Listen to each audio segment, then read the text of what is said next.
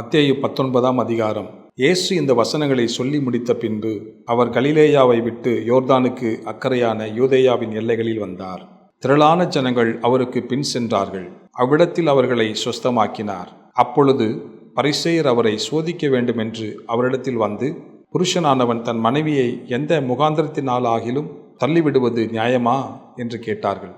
அவர்களுக்கு அவர் பிரதியுத்தரமாக, ஆதியிலே மனுஷரை உண்டாக்கினவர் அவர்களை ஆணும் பெண்ணுமாக உண்டாக்கினார் என்பதையும், இது நிமித்தம் புருஷனானவன் தன் தகப்பனையும் தாயையும் விட்டு தன் மனைவியோடே இசைந்திருப்பான், அவர்கள் இருவரும் ஒரே மாம்சமாய் இருப்பார்கள் என்று அவர் சொன்னதையும் நீங்கள் வாசிக்கவில்லையா? இப்படி இருக்கிறபடியினால் அவர்கள் இருவராயிராமல் ஒரே மாம்சமாய் இருக்கிறார்கள். ஆகையால் தேவன் இணைத்ததை மனுஷன் பிரிக்காதிருக்க கடவன் என்றார். அதற்கு அவர்கள், அப்படியானால் தள்ளுதற் சீட்டை கொடுத்து அவளை தள்ளிவிடலாம் என்று மோசே ஏன் கட்டளையிட்டார் என்றார்கள். அதற்கு அவர், உங்கள் மனைவிகளை தள்ளிவிடலாம் என்று உங்கள் இருதய கடினத்தின் நிமித்தம் மோசே உங்களுக்கு இடம் கொடுத்தார். ஆதி முதலாய் அப்படி இருக்கவில்லை. ஆதலால் எவனாகிலும் தன் மனைவி வேசித்தனம் செய்ததின் நிமித்தமே அன்றி அவளை தள்ளிவிட்டு வேறொருத்தியை விவாகம் பண்ணினால் அவன் விபச்சாரம் செய்கிறவனாயிருப்பான். தள்ளிவிடப்பட்டவளை விவாகம் பண்ணுகிறவனும் விபச்சாரம் செய்கிறவனாயிருப்பான் என்று உங்களுக்கு சொல்லுகிறேன் என்றார். அவருடைய சீஷர்கள் அவரை நோக்கி, மனைவியை பற்றி புருஷனுடைய காரியம் எப்படி இருந்தால் விவாகம் பண்ணுகிறது நல்லதல்ல என்றார்கள். அதற்கு அவர், வரம் பெற்றவர்களே தவிர மற்றவர்கள் இந்த வசனத்தை ஏற்றுக்கொள்ள மாட்டார்கள். தாயின் வயிற்றிலிருந்து அன்னகர்களாய் பிறந்தவர்களும் உண்டு, மனுஷர்களால் அன்னகர்களாக்கப்பட்டவர்களும் உண்டு. பரலோக ராஜ்யத்தின் நிமித்தம் தங்களை அன்னகர்களாக்கி கொண்டவர்களும் உண்டு. இதை ஏற்றுக்கொள்ள வல்லவன் ஏற்றுக்கொள்ள கடவன் என்றார். அப்பொழுது சிறு பிள்ளைகளின் மேல் அவர் கைகளை வைத்து ஜெபம் பண்ணும்படி அவர்களை அவரிடத்தில் கொண்டு வந்தார்கள். கொண்டு வந்தவர்களை சீஷர்கள் அதட்டினார்கள். இயேசுவோ, சிறு பிள்ளைகள் என்னிடத்தில் வருகிறதற்கு இடங்கொடுங்கள், அவர்களை தடை பண்ணாதிருங்கள், பரலோக ராஜ்யம் அப்படிப்பட்டவர்களுடையது என்று சொல்லி அவர்கள் மேல் கைகளை வைத்து பின்பு அவ்விடம் விட்டு புறப்பட்டு போனார். அப்பொழுது ஒருவன் வந்து அவரை நோக்கி, நல்ல போதகரே, நித்திய ஜீவனை அடைவதற்கு நான் எந்த நன்மையை செய்ய வேண்டும் என்று கேட்டான். அதற்கு அவர், நீ என்னை நல்லவன் என்று சொல்வானேன்? தேவன் ஒருவர் தவிர நல்லவன் ஒருவனும் இல்லையே. நீ ஜீவனில் பிரவேசிக்க விரும்பினால் கற்பனைகளை கைக்கொள் என்றார். அவன் அவரை நோக்கி, எவைகளை என்று கேட்டான். அதற்கு இயேசு, கொலை செய்யாதிருப்பாயாக, விபச்சாரம் செய்யாதிருப்பாயாக, களவு செய்யாதிருப்பாயாக, பொய்சாட்சி சொல்லாதிருப்பாயாக, உன் தகப்பனையும் உன் தாயையும் கனம் பண்ணுவாயாக, உன்னிடத்தில் நீ அன்பு கூறுவது போல பிறனிடத்திலும் அன்பு கூறுவாயாக என்பவைகளையே என்றார். அந்த வாலிபன் அவரை நோக்கி, இவைகளையெல்லாம் என் சிறு வயது முதல் கை கொண்டிருக்கிறேன், இன்னும் என்னிடத்தில் குறைவு என்ன என்றார். இன்னும் என்னிடத்தில் குறைவு என்ன என்றான். அதற்கு இயேசு, நீ பூரண சர்க்குணனாய் இருக்க விரும்பினால் போய் உனக்கு உண்டானவைகளை விற்று தரித்திரருக்கு கொடு, அப்பொழுது பரலோகத்தில் உனக்கு பொக்கிஷம் உண்டாயிருக்கும், பின்பு என்னை பின்பற்றி வா என்றார். அந்த வாலிபன் மிகுந்த ஆஸ்தியுள்ளவனாயிருந்தபடியால் இந்த வார்த்தையை கேட்டபொழுது துக்கமடைந்தவனாய் போய்விட்டான். அப்பொழுது இயேசு தம்முடைய சீஷர்களை நோக்கி, ஐஸ்வர்யவான் பரலோக ராஜ்யத்தில் பிரவேசிப்பது அரிதென்று மெய்யாகவே உங்களுக்கு சொல்லுகிறேன். மேலும் ஐஸ்வர்யவான் தேவனுடைய ராஜ்யத்தில் பிரவேசிப்பதை பார்க்கிலும் ஒட்டகமானது ஊசியின் காதிலே நுழைவது எளிதாயிருக்கும் என்று உங்களுக்கு சொல்லுகிறேன் என்றார். அவருடைய சீஷர்கள் அதை கேட்டு மிகவும் ஆச்சரியப்பட்டு, அப்படியானால் யார் ரட்சிக்கப்படக்கூடும் என்றார்கள். இயேசு அவர்களை பார்த்து, மனுஷரால் இது கூடாததுதான், தேவனாலே எல்லாம் கூடும் என்றார். அப்பொழுது பேதுரு அவரை நோக்கி, இதோ நாங்கள் எல்லாவற்றையும் விட்டு உம்மை பின்பற்றினோமே, எங்களுக்கு என்ன கிடைக்கும் என்றான். அதற்கு இயேசு, மறுஜென்ம காலத்திலே மனுஷகுமாரன் நம்முடைய மகிமையுள்ள சிங்காசனத்தின் மேல் வீற்றிருக்கும் போது என்னை பின்பற்றின நீங்களும் இஸ்ரவேலின் 12 கோத்திரங்களையும் நியாயம் தீர்க்கிறவர்களாக 12 சிங்காசனங்களின் மேல் வீற்றிருப்பீர்கள் என்று மெய்யாகவே உங்களுக்கு சொல்லுகிறேன்.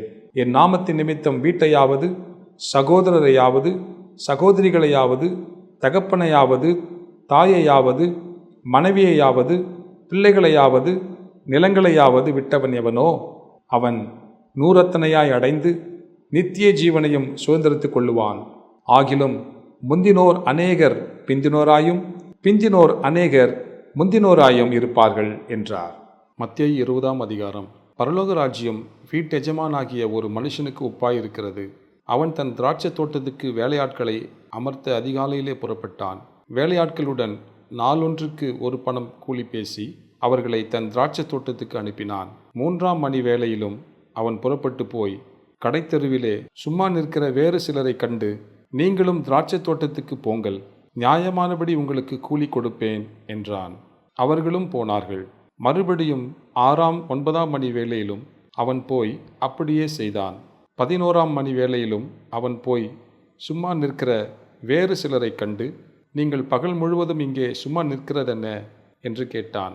அதற்கு அவர்கள், ஒருவரும் எங்களுக்கு வேலையிடவில்லை என்றார்கள். அவன் அவர்களை நோக்கி, நீங்களும் திராட்சைத் தோட்டத்துக்கு போங்கள், நியாயமானபடி கூலி பெற்றுக்கொள்வீர்கள் என்றான். சாயங்காலத்தில் திராட்சைத் தோட்டத்துக்கு எஜமான் தன் காரியக்காரனை நோக்கி, நீ வேலையாட்களை அழைத்து பிந்தி வந்தவர்கள் தொடங்கி முந்தி வந்தவர்கள் வரைக்கும் அவர்களுக்கு கூலி கொடு என்றான். அப்பொழுது 11ஆம் மணி வேளையில் வேலை அமர்த்தப்பட்டவர்கள் வந்து ஆளுக்கு ஒவ்வொரு பணம் வாங்கினார்கள். முந்தி அமர்த்தப்பட்டவர்கள் வந்து தங்களுக்கு அதிக கூலி கிடைக்கும் என்று எண்ணினார்கள். அவர்களும் ஆளுக்கு ஒவ்வொரு பணம் வாங்கினார்கள். வாங்கி கொண்டு வீட்டெஜமானை நோக்கி, பிந்தி வந்தவர்களாகிய இவர்கள் 1 மணி நேரம் மாத்திரம் வேலை செய்தார்கள். பகலின் கஷ்டத்தையும் வெயிலின் உஷ்ணத்தையும் சகித்த எங்களுக்கு இவர்களை சமமாக்கினீரே என்று முறுமுறுத்தார்கள். அவர்களில் ஒருவனுக்கு அவன் பிரத்யுத்தரமாக, சிநேகிதனே, நான் உனக்கு அநியாயம் செய்யவில்லை. நீ என்னிடத்தில் 1 பணத்துக்கு சம்மதிக்கவில்லையா? உன்னுடையதை நீ வாங்கி கொண்டு போ. உனக்கு கொடுத்தது போல பிந்தி வந்தவர்களாகிய இவனுக்கும் கொடுப்பது என்னுடைய இஷ்டம். என்னுடையதை என் இஷ்டப்படி செய்ய எனக்கு அதிகாரமில்லையா? நான் தயாளனாய் இருக்கிறபடியால் நீ வன்கண்ணனாய் இருக்கலாமா என்றான். இவ்விதமாக பிந்தினோர் முந்தினோராயும் முந்தினோர் பிந்தினோராயும் இருப்பார்கள். அழைக்கப்பட்டவர்கள் அநேகர், தெரிந்து கொள்ளப்பட்டவர்களோ சிலர் என்றார். இயேசு எருசலேமுக்கு போகும்போது வழியிலே 12 சீஷரையும் தனியே அழைத்து, இதோ எருசலேமுக்கு போகிறோம். மனுஷகுமாரன் பிரதான ஆசாரியரிடத்திலும் வேத பாரகரிடத்திலும் ஒப்புக்கொடுக்கப்படுவார். அவர்கள் அவரை மரண ஆக்கினைக்குள்ளாக தீர்த்து அவரை பரியாசம் பண்ணவும் வாரினால் அடிக்கவும் சிலுவையில் அறையவும் புறஜாதியாரிடத்தில் ஒப்புக்கொடுப்பார்கள். ஆகிலும் 3ஆம் நாளிலே அவர் உயிரோடு எழுந்திருப்பார் என்றார். அப்பொழுது செபதேயுவின் குமாரருடைய தாய் தன் குமாரரோடு கூட அவரிடத்தில் வந்து அவரை பணிந்து கொண்டு, உம்மிடத்தில் ஒரு விண்ணப்பம் பண்ண வேண்டும் என்றான். அவர் அவளை நோக்கி, உனக்கு என்ன வேண்டும் என்று கேட்டார். அதற்கு அவள், உம்முடைய ராஜ்யத்திலே என் குமாரராகிய 2 பேரில் ஒருவன் உமது வலது பாரிசத்திலும் ஒருவன் உமது இடது பாரிசத்திலும் உட்கார்ந்திருக்கும்படி அருள் செய்ய வேண்டும் என்றாள். இயேசு பிரத்யுத்தரமாக, நீங்கள் கேட்டுக்கொள்ளுகிறது இன்னது என்று உங்களுக்கு தெரியவில்லை. நான் குடிக்கும் பாத்திரத்தில் நீங்கள் குடிக்கவும் நான் பெறும் ஸ்நானத்தை நீங்கள் பெறவும் உங்களால் கூடுமா என்றார். அதற்கு அவர்கள் கூடும் என்றார்கள். அவர் அவர்களை நோக்கி, என் பாத்திரத்தில் நீங்கள் குடிப்பீர்கள், நான் பெறும் ஸ்நானத்தையும் நீங்கள் பெறுவீர்கள்.